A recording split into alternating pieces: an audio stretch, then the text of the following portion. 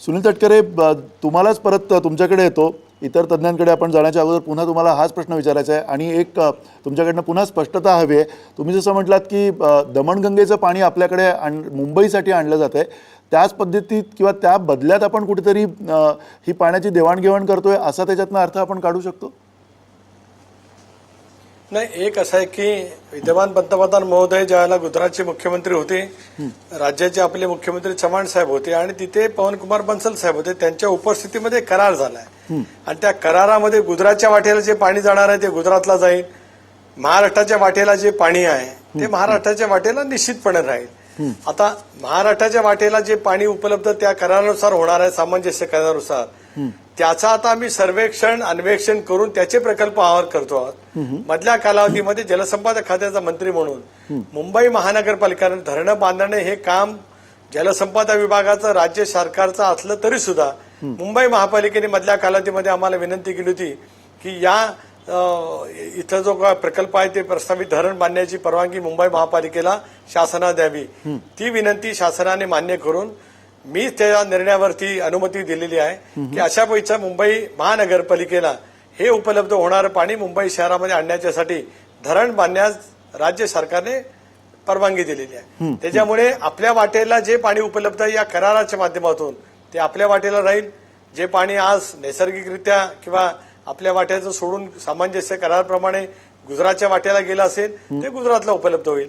पण आपलं पाणी आपल्याला कसं वापरता येईल आणि त्या करारामध्ये नमूद केलेल्या पाण्याने आमचं 100% पाणी आमच्यासाठी संरक्षित कसं राहील याची पूर्णपणाने खबरदारी हे आघाडीचं सरकार, महाराष्ट्र शासन हे निश्चितपणाने घेईल. नक्की. आपल्यासोबत अनिल पाटील आहेत. अनिल पाटील, हा जो सार्वत्रिक अनुभव आहे, एकीकडे आपण बघतोय की नदीजोड प्रकल्पांना सुरुवात होईल अशी चिन्ह आहेत नव्या सरकारचा. त्याच्यावरती पूर्णपणे पहिल्यापासूनच कल आहे की नद्या जोडल्या गेल्या पाहिजेत एकमेकांना आणि त्यातनं भारत जो आहे तो सुजलाम सुफलाम होईल, ही जी अपेक्षा आहे, या अपेक्षेच्या मध्ये तुम्हाला असं वाटतं का की राज्यांमधले जे पाणी प्रश्न आहेत तेही मिटायला खरं तर सुरुवात या प्रश्नामुळे होईल की या प्रकल्पाचे वेगळे काही सुद्धा विश्लेषण करता येऊ शकतं? सर्वप्रथम अनिल पाटील बोला तुम्ही. सर्वप्रथम मी साम वाहिनीला धन्यवाद देतो. एक अत्यंत चांगल्या विषयावर आपण आज या ठिकाणी चर्चा सुरू केलेली आहे. आज या ठिकाणी चर्चा आहे ती नद्याजोड प्रकल्प जो आहे तो interstate river basin transfer of water, आंतरराज्यीय नद्याजोड प्रकल्प हा विषय आणि राज्यामधलं पाणी राज्यामधल्या खोऱ्यामध्ये वापरणं हा एक विषय. हे दोन वेगळे विषय आहेत असं मला आपल्याला या निमित्तानं स्पष्ट करायचं आहे. जलसंपदा मंत्री माननीय तटकरे साहेबांनी जे सांगितलं ती जलसंपदा विभागाची आकडेवारी सांगितलेली आहे. राष्ट्रीय नद्याजोड प्रकल्प ज्या वेळेला 2003 साली केंद्र सरकारनं त्याचा आराखडा तयार केला 5,60,000 कोटी रुपयाचा, त्यावेळी 30 लिंक त्याच्यामध्ये होत्या. त्यातल्या 14 लिंक ह्या हिमालयन कंपोनंट मधल्या आणि 16 लिंक ह्या पेनिन्सुलर कंपोनंट मधल्या आणि त्या 16 लिंक पैकी ही पारनार तापी आणि दमणगंगा पिंजाल ह्या 2 लिंक आहेत.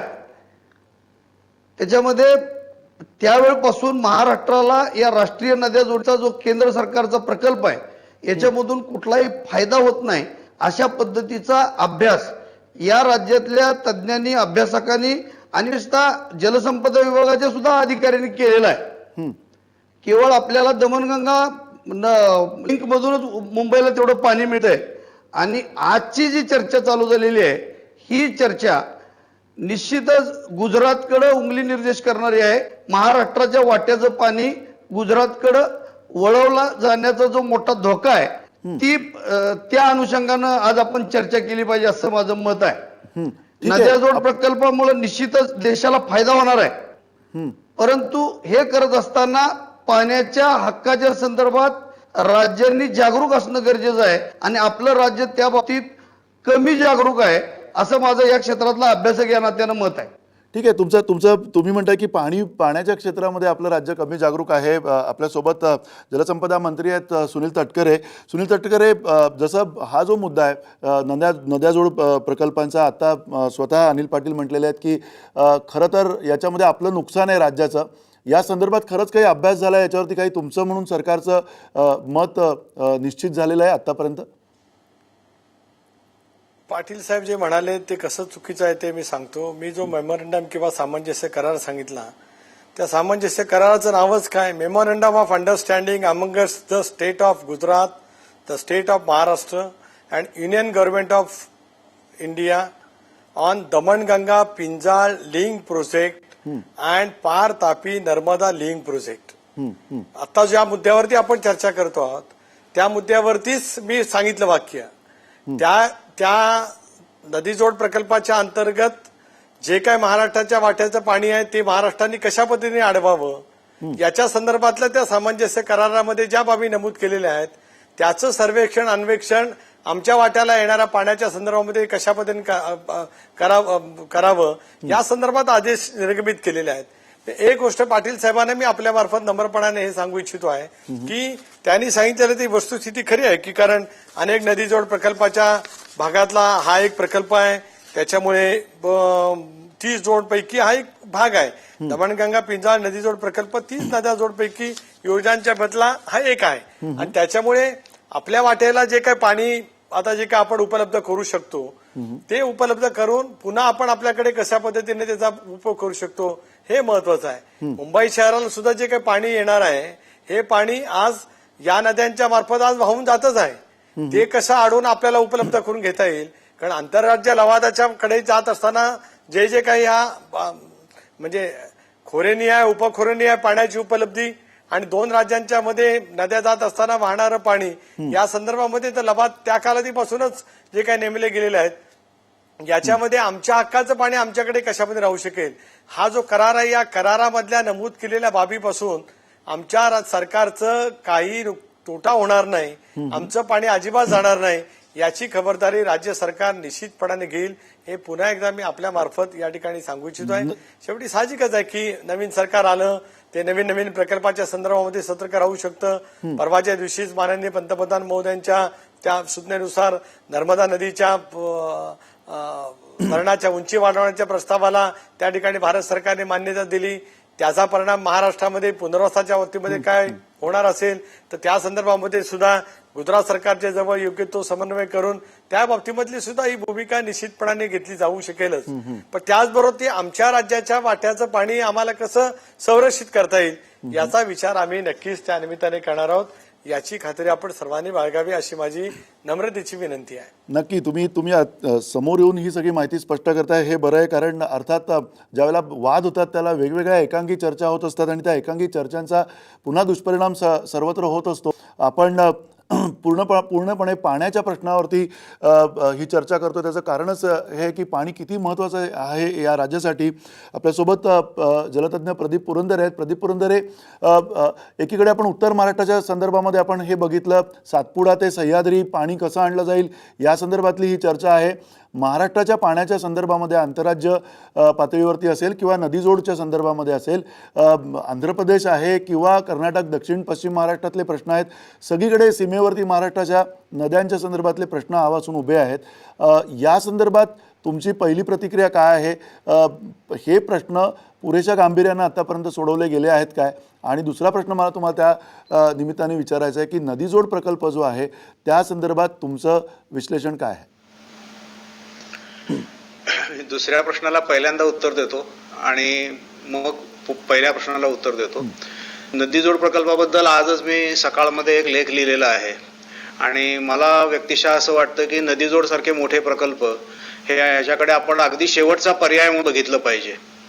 प्रथम जे काही पाणी उपलब्ध आहे त्याचं सुयोग्य व्यवस्थापन करणं, त्या पाण्याचा चांगला वापर करणं ह्याच्यावरती आपण भर दिला पाहिजे. राज्यातल्या राज्यात पाण्याचा जो वापर व्हायला पाहिजे तो चांगला व्हायला पाहिजे आणि अगदी शेवटी सर्व पर्याय कमी पडले तरीही पाणी कमी पडतंय म्हणल्यानंतर मोठ्या प्रकल्पांकडे जायला पाहिजे. ह्याच्यामध्ये आता जो नदीजोड प्रकल्पाबद्दल नव्याने चर्चा सुरू होतीये त्याच्यामध्ये बऱ्याच घातक गोष्टी होण्याची शक्यता आहे दूर पल्ल्याच्या दृष्टीने आपण विचार केला तर.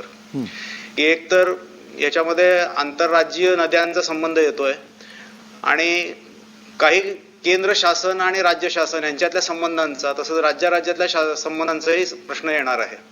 आपण जर राज्यघटनेप्रमाणे बघितलं तर राज्यघटनेतल्या स्टेट लिस्ट म्हणून जो भाग आहे म्हणजे राज्याचे जे विषय आहेत त्याच्यानुसार जर बघितलं तर त्यातल्या एंट्री 70 नुसार पाणी हा राज्याचा विषय आहे. परंतु ते तेवढंच खरं नाहीये, त्याच्यामध्ये क्वालिफाय करण्यात आलेलं आहे. एंट्री 56 नुसार जर आंतरराज्यीय नद्या असतील तर युनियन लिस्ट प्रमाणे काही निर्णय शासनाला घेता येतात, केंद्र शासनाला घेता येतात. हाही त्यातला एक महत्वाचा भाग आहे आणि ती युनियन लिस्ट आपल्या बाबतीत महत्वाची ठरणार आहे. आणि आर्टिकल 262 राज्यघटनेचं याच्यानुसार आपण इंटरस्टेट वॉटर डिस्प्यूट ऍक्ट 1956 हा केलेला आहे. सुरुवातीला तो चांगल्या प्रकारे अंमलात आला, पण आता अलीकडे अनेक राज्यांमध्ये त्याच्यावरनं वाद सुरू आहेत. कावेरीचं उदाहरण स्पष्ट आहे. अनेक ठिकाणी पंजाबमध्ये वातावरण आहे, केरळामध्ये मुल्ला पेरियार बद्दल वाद आहेत. तेव्हा या सगळ्या प्रकल्पांमध्ये जर आपण जागरूकता दाखवली नाही, कायदेशीर भूमिका नीट घेतल्या नाहीत आणि फार घाई केली तर गोष्टी चुकीच्या घडू शकतात, राज्यांमधले प्रश्न बिघडू शकतात, पर्यावरणावरती गंभीर परिणाम होऊ शकतात, याची पण जाणीव ठेवली पाहिजे. नक्की. बोला. तर ही जाणीव आपण ठेवली पाहिजे. आणि हे जे मोठे प्रकल्प आहेत, आता आपण आहे त्या पाण्याचा चांगला उपयोग न करता मोठ्या मोठ्या प्रकल्पांकडे जाण्यामुळे महाराष्ट्रात जी घोटाळा परिस्थिती निर्माण झालेली आहे त्याच्याकडे माझं आपल्याला आवर्जून लक्ष वेधायचंय की हे आहे ते आपण नीट सांभाळत नाही आणि नवीन गोष्टी करायला जातो आहोत. हे कदाचित आ बैल मार मुझे अशी परिस्थिती निर्माण होणार आहे. तेव्हा नदीजोड प्रकल्प हा एकूण विचार करता सध्याच्या दृष्टिकोनातून, पर्यावरणाच्या दृष्टिकोनातून मला प्रामाणिकपणे असं वाटतं की हे घातक आहे. अगदी शेवटचा पर्याय म्हणून ह्याच्याकडे बघितलं पाहिजे. राज्यांनी आपापले हितसंबंध सांभाळले की नाही आपण तपशील आपल्याला माहीत नसल्यामुळे आपले माननीय मंत्री महोदय जे सांगतात त्याच्यावरती विश्वास ठेवणं आवश्यक आहे. आपण निरनिराळ्या राज्यांमध्ये जे आपले करार ऑलरेडी झालेले आहेत त्याचं आपण सन्मान करत असू आणि आपले हितसंबंध सांभाळले जात असतील असं मानायला जागा आहे. त्यांचा शब्द त्याच्याबद्दल अखेरचा मानावा लागेल जोपर्यंत बाकी परिस्थिती लक्षात येत नाही तोपर्यंत.